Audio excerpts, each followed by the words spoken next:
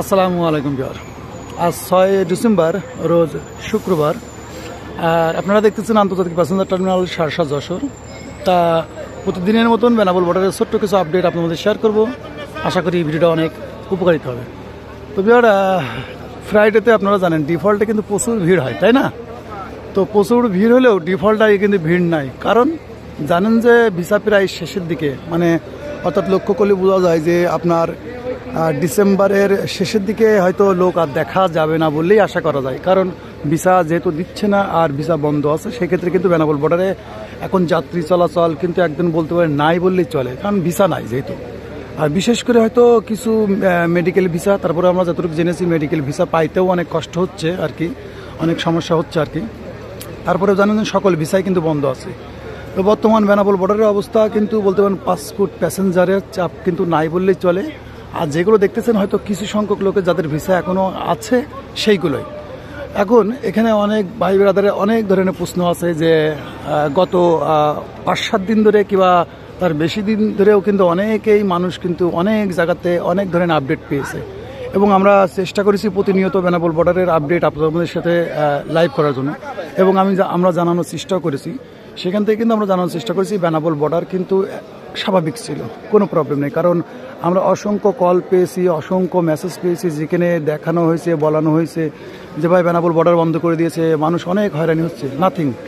আমি এর আগেও বলেছি, এখনও বলতেছি, বিগত 22 থেকে 25 বছরের মধ্যে আমি কখনো বেনাপোল বর্ডার বন্ধ থাকতে দেখি নাই, যেটা আপনাদের মধ্যে অনেকবার আমি শেয়ার করেছি।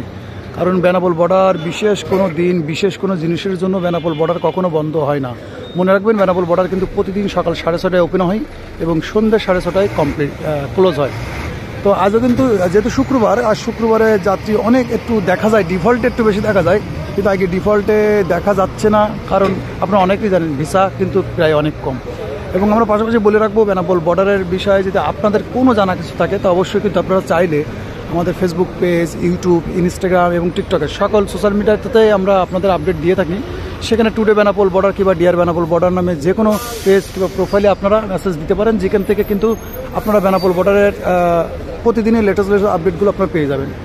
আর মেবি হয়তো ঢাকা থেকে যে আগত যে বাসগুলো, সকল বাস হয়তো এসে পৌঁছতে পারে না এখনও পর্যন্ত। তো ইনশাল্লাহ আমি মনে করি যে বাস চলে আসবে খুব তাড়াতাড়ি। আর যাত্রী যতই আসুক না কেন, যদি লক্ষ্য করেন যাত্রী যেহেতু গাড়ি এখনো সম্পূর্ণ এসে পৌঁছানো, এখনও আসতেছে, অন দ্য ওয়ে রাস্তায় আছে এখনও, হয়তো লাইনে একটু কিছু লোক দেখা যাবে, তাছাড়া সেই লাইন কিন্তু এখন আর দেখা যাবে না যে মেন রোড ক্রস করে গ্রামের ভিতরে 2 কিলোমিটার 5 কিলোমিটার চলে গেছে, এরকম দেখা কিন্তু খুব কষ্ট হয়ে যাবে এখন। কারণ আপনারা অনেকেই জানেন ভিসা বন্ধ আছে, আর ভিসা বন্ধ থাকা মানেই পাসপোর্ট প্যাসেঞ্জার না দেখার মতন। আর যেহেতু আপনারা জানেন যে অনেকেই কিন্তু অনেক ধরনের ভুলভ্রান্তি জানে এই মুহূর্তে, বিশেষ করে আমরা দেখেছি ইন্ডিয়ান সিটিজেন, আমাদের অনেক ইন্ডিয়ান সিটিজেন ভাই বেরাদাররা বাংলাদেশে আসতে অনেক সময় এসব প্রবলেম থাকলে আসতে ভয় পেত, আমাকে ফোন দিয়ে বলে যে ভাই এই মুহূর্তে আসা কি ঠিক হবে কিনা। তো আমি তাদেরকে অনেকবারই জিজ্ঞেস করেছি কেন, সমস্যা কিসের। তো বললো যে গেলে নাকি অনেক হয়রানি হয়। নাথিং, আমি এখনও পর্যন্ত দেখি নাই। এই যে আপনার 5 তারিখ, 4 তারিখ, 6 তারিখ পর্যন্ত কিন্তু আমরা বেনাপোল বর্ডারে ছিলাম এবং আপনাদের প্রতিনিয়ত আপডেট দিয়েছি, যেখানে কিন্তু আমাদের ইন্ডিয়ান সিটিজেন ভাই প্রতিদিন কিন্তু শো মানুষ সকালে এসেছে আবার বিকেলে ফিরে গেছে, কেউ একজন বললো না যে আমার কোনো প্রবলেম হয়েছে। তো সেক্ষেত্রে বলবো যে বিভিন্ন রকম অনলাইন প্ল্যাটফর্মে আপনারা জানেন যে বিভিন্ন